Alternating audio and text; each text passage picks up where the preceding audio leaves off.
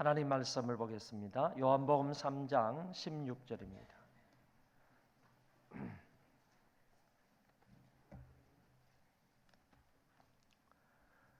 우리 한 구절 말씀이므로 다 같이 읽도록 하겠습니다. 시작.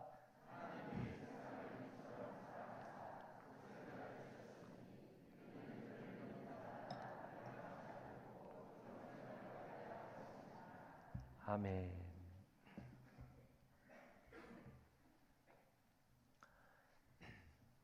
성경 중에서 이 요한복음 3장 16절을 어떤 사람은 성경 66권의 중심 주제이다 이렇게 말하기도 합니다.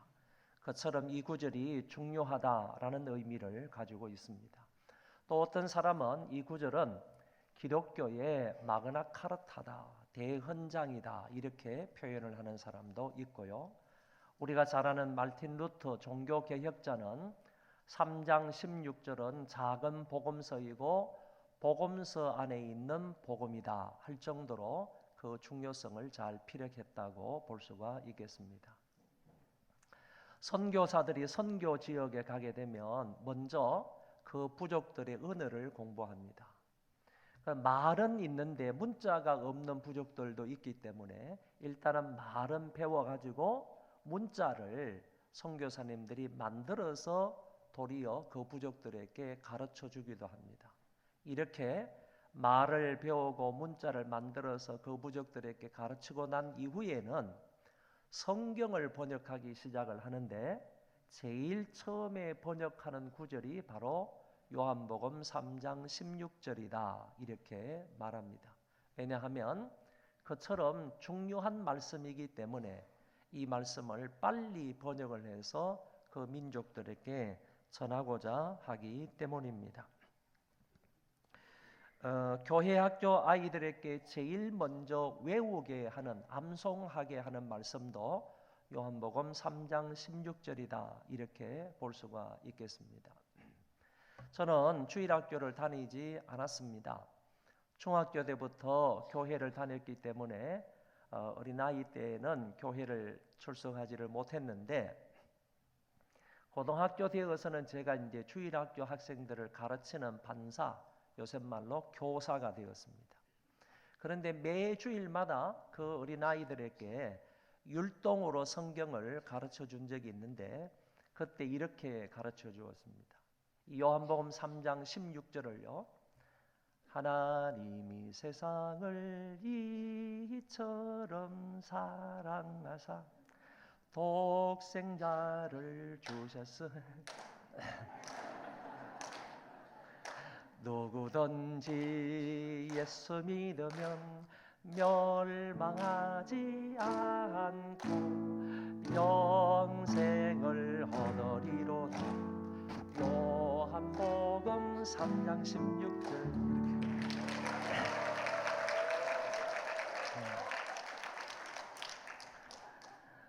이렇게 아이들에게 이제 요한복음 3장 16절의 말씀을 율동으로 가르쳐 주었던 것이 기억이 납니다.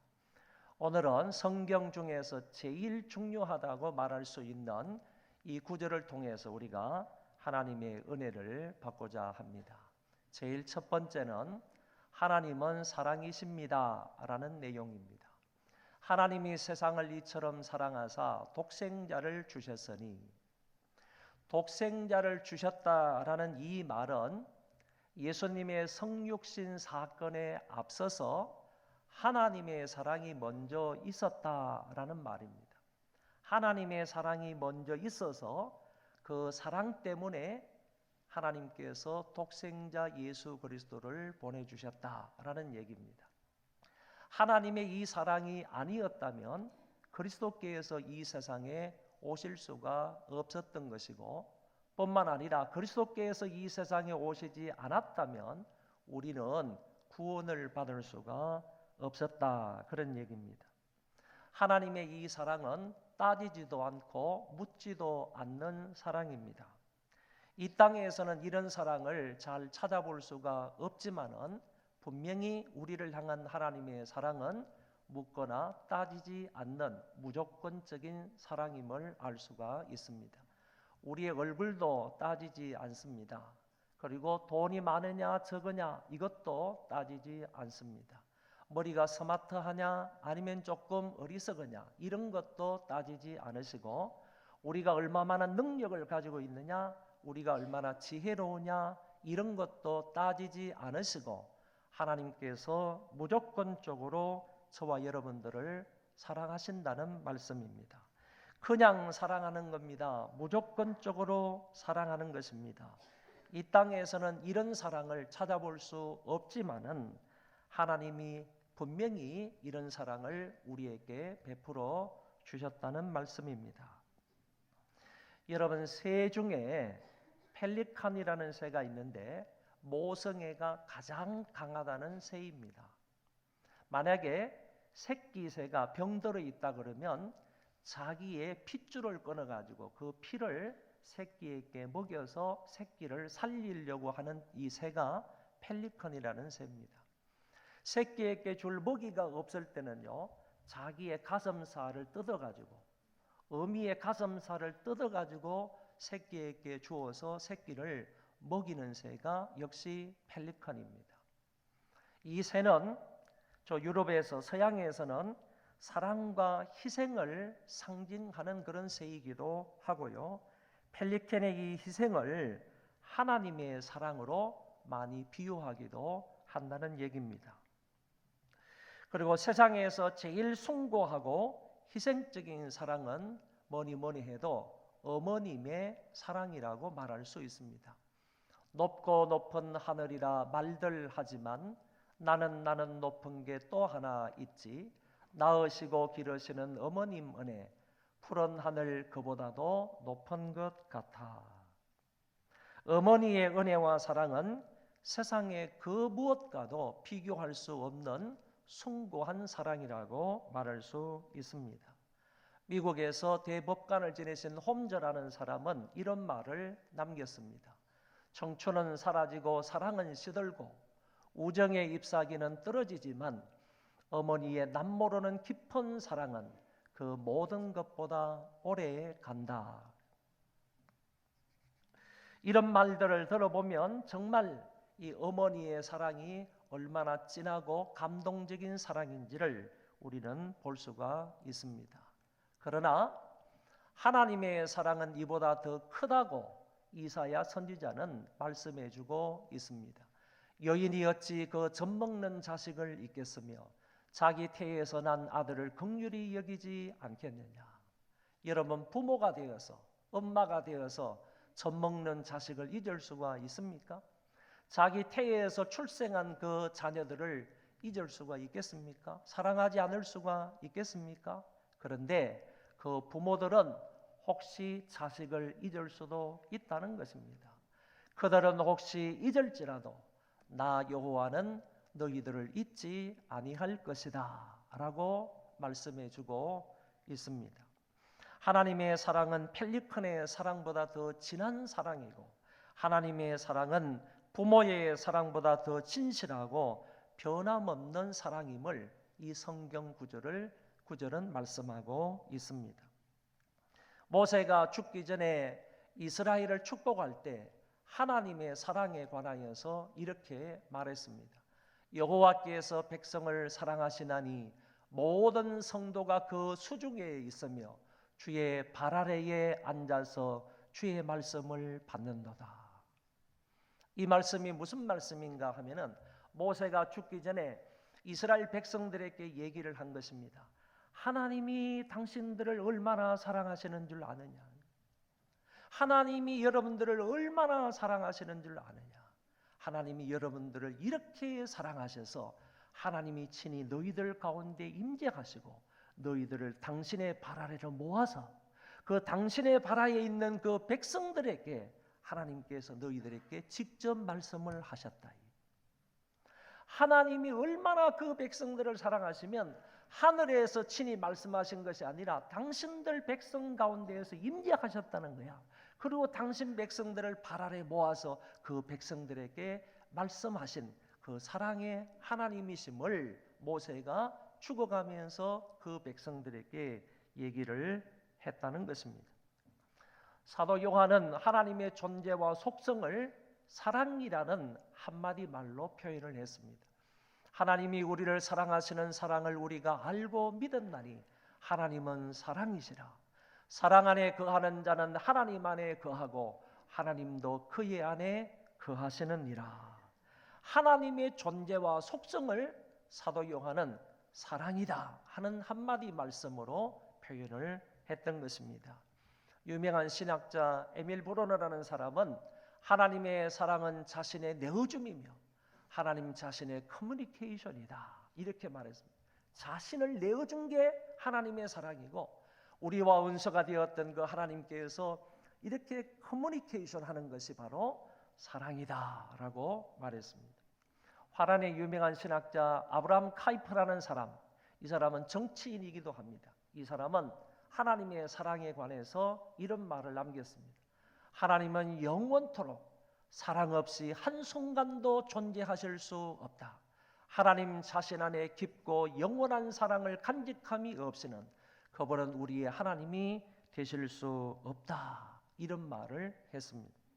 이 말은 하나님은 깊고 영원한 사랑을 가지신 분이다 라는 말입니다. 이처럼 여러 성경 구절이나 그리고 여러 명의 신학자들의 말을 빌어볼 때 하나님은 사랑의 하나님이라는 사실과 그 사랑은 청량할 수 없이 깊고 일시적인 사랑이 아니라 우리를 향한 영원한 사랑임을 알 수 있습니다. 그러면 하나님의 이 사랑이 어떻게 나타나는가? 죄송합니다. 두 번째, 하나님이 세상을 이처럼 사랑하셨다라는 말씀입니다. 이때 말하는 세상이라는 것은 하나님이 창조한 이 세상을 말하는 것이 아닙니다.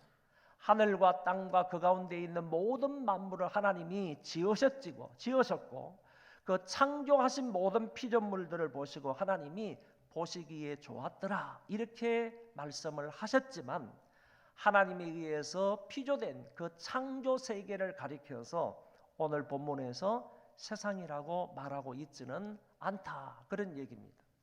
그리고 두 번째, 세상의 풍조와 사조를 말하는 것도 아니다라고 했습니다. 이 세상이나 세상에 있는 것들을 사랑하지 말라.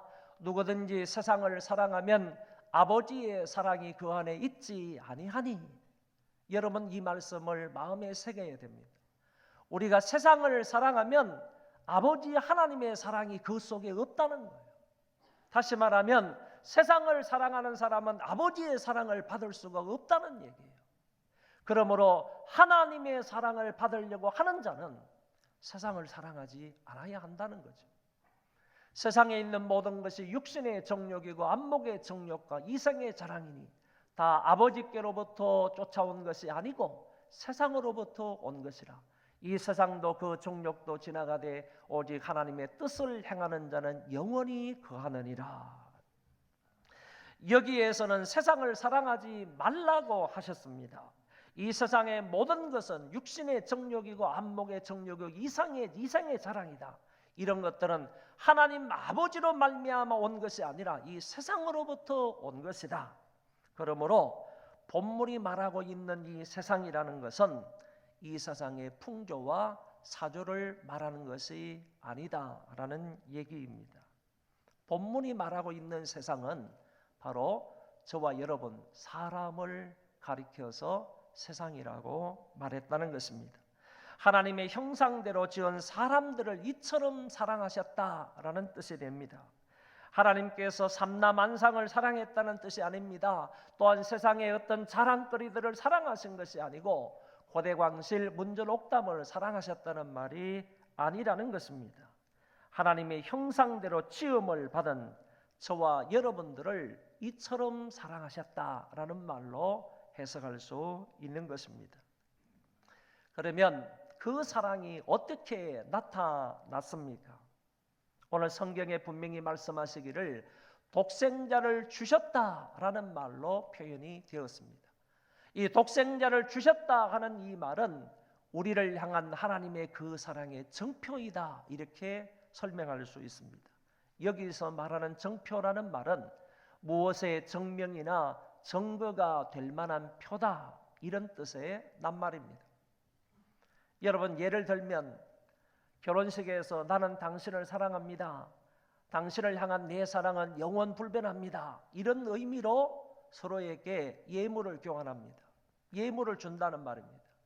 그런데 어떤 사람에게는 다이아몬드를 주기도 하고 금목걸이를 주기도 하고 아니면 금반지를 교환을 하면서 당신을 향한 내 사랑은 영원은 불변하다 하는 의미로 이 예물을 주는데, 이 예물이야말로 내가 당신을 이처럼 사랑한다라는 증표이다라는 얘기입니다.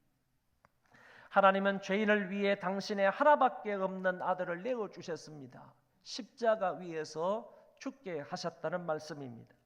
계산적으로 말하면 하나님 편에서는 손해보는 일입니다. 논리적으로 따져볼 때는 이거는 있을 수가 없는 얘기입니다. 그렇다면 하나님이 바보라서 당신의 외아들을 주신 겁니까? 하나님이 실수해서 당신의 외아들을 우리를 위해서 보내신 겁니까? 그런 것이 아니라 죄인을 살리는 유일한 길이 오직 이것뿐이기 때문에 하나님께서 우리를 사랑하사 독생자 예수 그리스도를 보내주셨다는 사실입니다. 혹자는 이 십자가 사건을 이해할 수 없는 하나님의 행동이다, 이렇게 말합니다. 그러나 성경은 분명히 예수님의 십자가 사건이 우리에 대한 성부 하나님의 사랑의 확정이라고 말씀해주고 있습니다. 우리가 아직 죄인 되었을 때에 그리스도께서 우리를 위하여 죽으심으로 하나님께서 우리에 대한 자기의 사랑을 확정하셨느니라. 여러분, 예수님의 이 십자가는 하나님은 사랑이시다라고 외치는 하나님의 음성과도 같은 것입니다. 하나님의 음성이란, 내가 너희들을 사랑한다라는 이 하나님의 음성이 십자가로 나타났다, 그런 얘기입니다. 십자가는 우리를 사랑하신 하나님의 그 영원한 사랑의 증표이다, 이렇게 설명할 수가 있는 것입니다.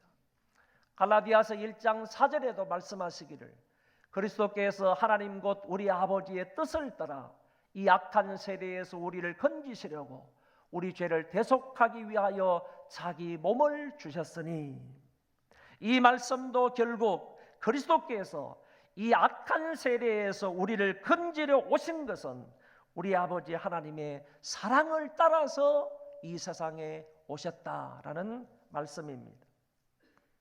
세상에서는 공의를 위해서 죽는 자가 혹 있습니다. 선인을 위해서 죽는 자도 혹 있을 수 있지만은 죄인을 위해서 죽는 자는 없다라는 사실입니다.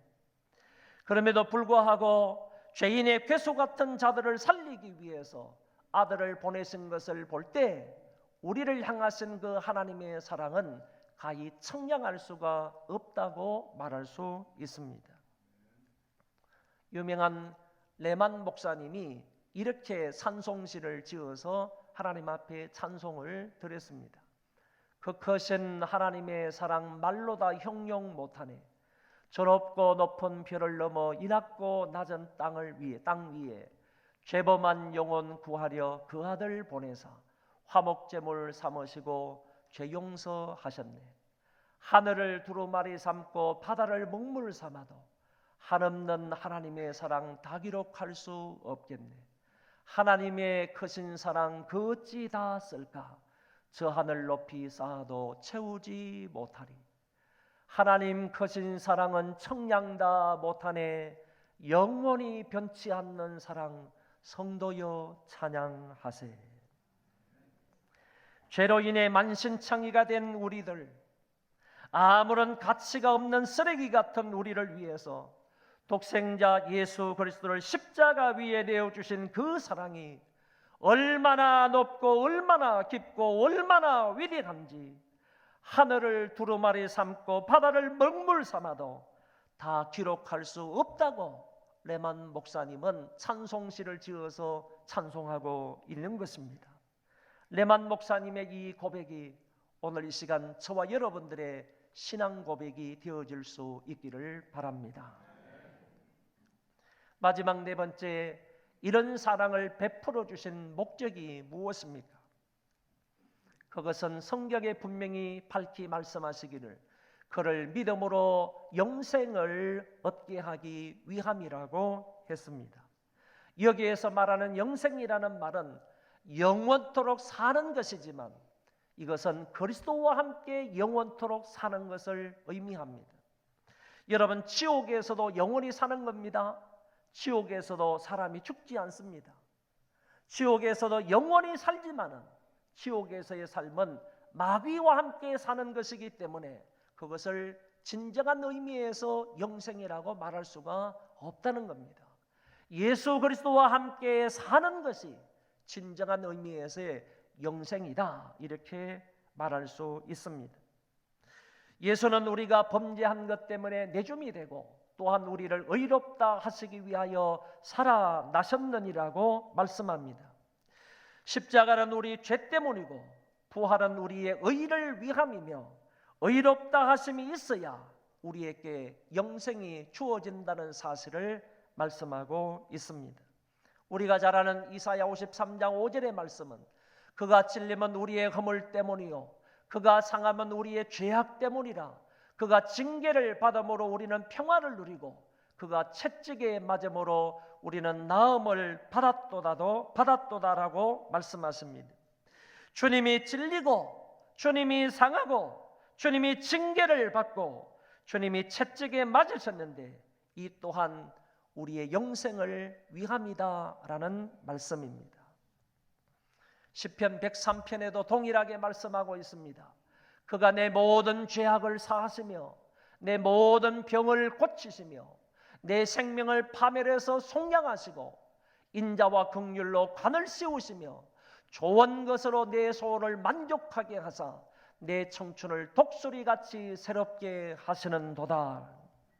여기에서 죄사함을 받는 것, 병고침을 받는 것, 인자와 긍휼의 관을 씌움 받는 것, 구속을 받는 것, 좋은 것으로 소원을 만족해 하여서 독수리같이 새롭게 하시는 하나님의 이 현재적 축복도, 이런 그런 귀한 하나님의 축복도 결국에는 미래의 영생과 연결이 된다는 것을 말씀하고 있는 것입니다. 오늘 저와 여러분이 예수 그리스도를 믿음으로 인하여서 죄 사함을 받게 되고 병고침을 받게 되고 구속함을 받게 되고 인자와 긍휼의 관을 씌움을 받게 되고 좋은 것으로 소원을 만족해 되는 이와 같은 현세적인 축복이 결국에 내세 미래의 영원한 축복인 영생과 연결이 된다 하는 말씀입니다. 그렇다면 누구에게 이 영생을 준비하셨습니까? 오늘 성경 이 15절과 16절에서는 분명히 말씀을 하시기를 저를 믿는 자에게, 저를 믿는 자마다 영생을 얻는다, 저를 믿는 자마다 멸망치 않는다라고 반복해서 강조하고 있습니다. 여러분, 이 말씀은 현재 시제로 되어 있습니다. 현재 시제로 되어 있다는 이 말은 믿음의 현재성을 강조하고 있다는 겁니다. 지금 믿어야 된다 이 말이죠. 나중에 믿는 사람이 구원을 받는다, 영생을 얻는다, 멸망치 않는다 이 말이 아니라 지금 믿는 자마다, 지금 믿는 사람에게 영생을 주신다고 말씀하고 있는 것입니다. 이 말 속에는 믿기 전에 상태가 어떠했던지를 따지지 않는다는 말입니다. 우리가 믿기 이전에 하나님의 진노를 받을 수밖에 없는 그런 진노의 대상, 심판의 대상이었다 할지라도 그것을 따지지 않는다는 얘기입니다. 어떤 죄인이라도, 흉악한 죄인이라도 그 죄인임을 따지지 아니하고 믿는 것을 따진다는 것, 믿는 것을 보신다는 겁니다. 그렇게 해서 나를 예수 그리스도를 주로 믿는 그 사람마다 영생을 얻게 되고 멸망을 당하지 않게 된다고 말씀하고 있는 것입니다. 이 말씀은 동시에 분사형으로 되어 있습니다. 믿음의 계속성을 강조하고 있다는 것입니다. 믿되 계속 믿어야 한다는 얘기입니다. 지금도 믿고 앞으로도 믿어야 한다는 말씀입니다. 그런 사람마다 영생이 선물로 주어진다고 말씀을 하셨습니다. 그래서 오늘 본문을 통해서 볼 때 영생 이전에는 믿음이 있고, 믿음 이전에는 그리스도의 오심이 있고, 그리스도의 오심 이전에는 하나님의 사랑이 있었다라고 볼 수 있습니다. 그래서 이 말씀을 근거로 해서 소결론을 내릴 수 있는 것은 우리의 영생은 하나님의 사랑 때문이다, 이렇게 말할 수 있다는 것입니다. 요한복음 5장 24절 우리가 잘 아는 말씀에 이렇게 기록되어 있습니다. 내가 진실로 진실로 너희에게 이르노니 내 말을 듣고 또 나 보내신 이를 믿는 자는 영생을 얻었고 심판에 이르지 아니하나니 사망에서 생명으로 옮겼느니라. 믿는 자는 지금 영생을 얻었다고 했습니다. 믿는 자는 지금 심판에 이르지 아니한다고 했습니다. 믿는 자는 지금 사망에서 생명으로 옮겨졌다고 말씀하고 있습니다. 오늘 말씀의 결론입니다. 성령님은 하나님의 사랑을 우리 마음에 부어주시는 일을 합니다. 다시 말해서 성령님께서 오셔서 우리 안에서 역사하시는 일이 뭐냐? 하나님의 이 무궁무진한 사랑을 우리 마음에 부어주시는 일을 성령께서 하신다는 말씀입니다. 우리에게 주신 성령으로 말미암아 하나님의 사랑이 우리 마음에 부음바 되미니, 여러분에게도 간절히 원합니다. 하나님의 성령께서 하나님의 놀라운 그 사랑하심을 여러분 마음속에 부어주시기를 소원합니다. 여러분의 자녀들에게도 이 사랑이 부음받기를 원합니다. 여러분 성령을 통하여서 하나님의 이 놀라운 사랑이 그 심령 속에 부음받지 않으면 절대로 그 사람이 예수 그리스도를 주로 고백할 수가 없다는 얘기예요. 예수님이 나의 구세주입니다 라고 고백할 수 있게 되려면 그 이전에 성령께서 그 사람 속에 마음에 하나님의 사랑을 부어주셔야만 된다는 말이죠. 하나님의 사랑이 부음받지 않으면요 절대적으로 우리가 예수 그리스도가 우리의 구세주라는 사실을 알 수도 없고 믿을 수가 없다는 말씀인 것입니다. 그래서 로마서 1장 7절에도 사도 바울이 로마 교회에 편지를 보내면서 앞부분에서 이렇게 말씀하시는 거예요. 로마에서 하나님의 사랑하심을 받고 성도로 부르심을 받은 모든 자에게 편지한다. 성도가 되기 전에, 예수 그리스도를 믿는 사람이 되기 전에 하나님에 의해서 사랑받는 자가 돼, 하나님의 사랑을 받는 자가 되어야 된다는 얘기예요. 하나님의 사랑을 입은 자가 성도가 될 수 있다는 사실을 여기에서 분명하게 말씀하고 있습니다. 더 나아가서 에베소서의 말씀에 보면 이런 말씀이 있습니다. 그러므로 생각하라. 너희는 그때의 육체로는 이방인이요 손으로 육체에 행한 할례를 받은 무리라 칭하는 자들로부터 할례를 받지 않은 무리라 칭함을 받은 자들이라. 그때에 너희는 그리스도 밖에 있었고 이스라엘 나라 밖의 사람이라. 약속의 언약들에 대하여서는 외인이요 세상에서 소망이 없고 하나님도 없는 자이더니 이제는 전에 멀리 있던 너희가 그리스도 예수 안에서 그리스도의 피로 가까워졌느니라. 할렐루야. 바울은 분명히 에베소 교회에 편지를 하면서요 그때와 이제를 구분해서 말하고 있습니다. 이때의 그때라는 말은 안 믿을 때를 말하는 것이고 이제는 믿을 때를 말해주고 있는 것입니다. 안 믿을 때 너희들은 어떤 상태에 있었느냐? 할례 없는 이방인이었고 그리스도 밖에 있었던 사람이고 하나님도 없었고 언약도 없는 외인이고 세상에서 소망이 없는 사람들이다. 그런데 이제는 그리스도 안에서 그리스도의 피로 말미암아 전에는 원수지간이었던 하나님 사이가 가까워졌다. 이렇게 말씀하고 있는 것입니다. 과거에 그리했던 우리가 이제 하나님과 가까워졌습니다. 어떻게 가까워질 수 있었느냐? 한 가지 조건 때문입니다. 한 가지 때문입니다. 그리스도 안에서 그리스도의 피로 말미암아 하나님과 가까워진 것입니다. 우리는 값없이 구원을 선물로 받았지만 하나님은 저와 여러분들을 구원하시기 위해서요 정말 아주 값비싼 대가를 치르셨습니다. 당신의 외아들을 십자가에 내어 주셨기 때문에 당신의 외아들보다도 우리를 더 사랑하셨다 이런 말 아닙니까? 우리를 얼마나 사랑하셨는지 당신의 외아들을 십자가 위에 내어주셨기 때문에 당신의 외아들보다 우리를 더 사랑하셨다는 말씀입니다.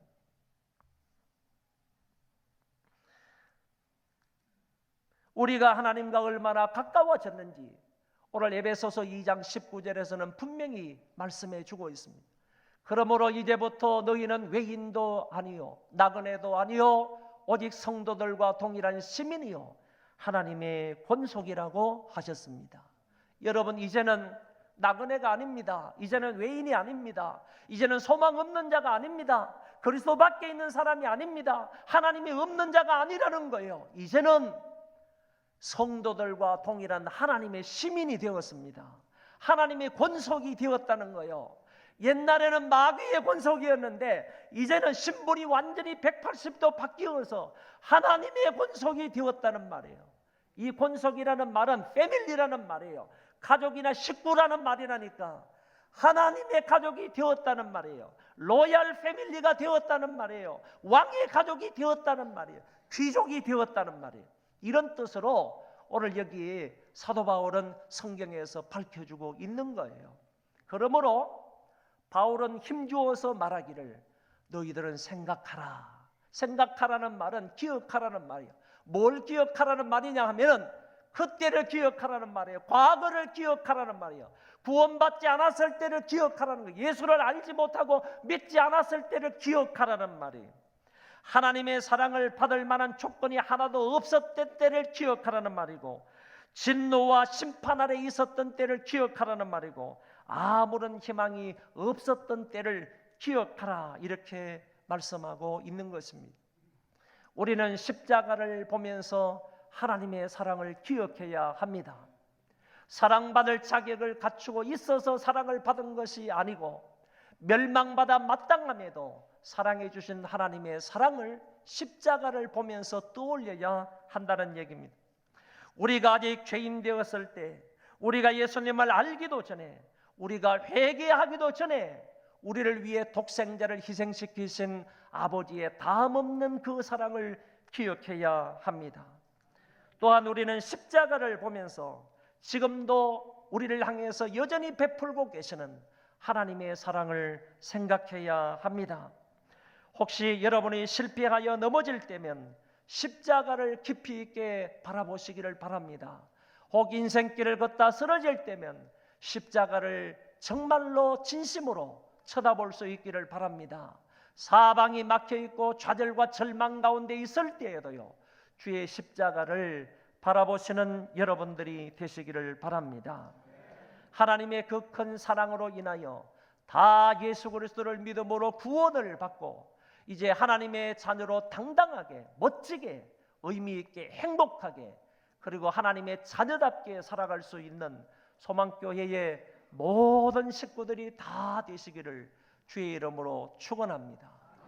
축원합니다. 다 일어나셔서 찬송 부르겠습니다.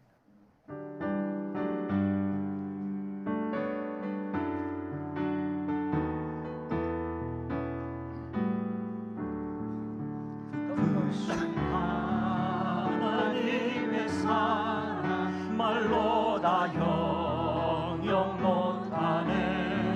저 높고 높은 별을 넘어 이 낮고 낮은 땅 위에 죄범한 영혼 구하려 그 아들 보내사 아버지를 사으시고 죄 용서하셨네.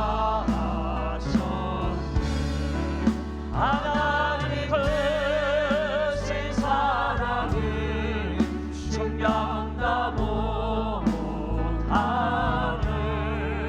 영원히 변치 않는 사랑 성도여 찬양하라. 3절입니다. 하늘을 두고 말이 삼고 바다를 먹물 삼아도 한없는 하나님의 사랑하기로 갈 수 없겠네. 하나님의 크신 사랑 그 어찌 다실까. 저 하늘 높이 쌓아도 채우지 못하리.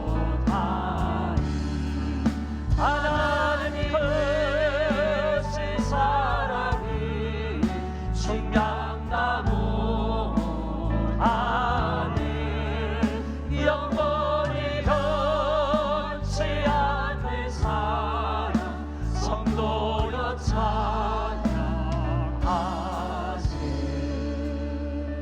우리 다 같이 이 시간 통성으로 기도하겠습니다. 먼저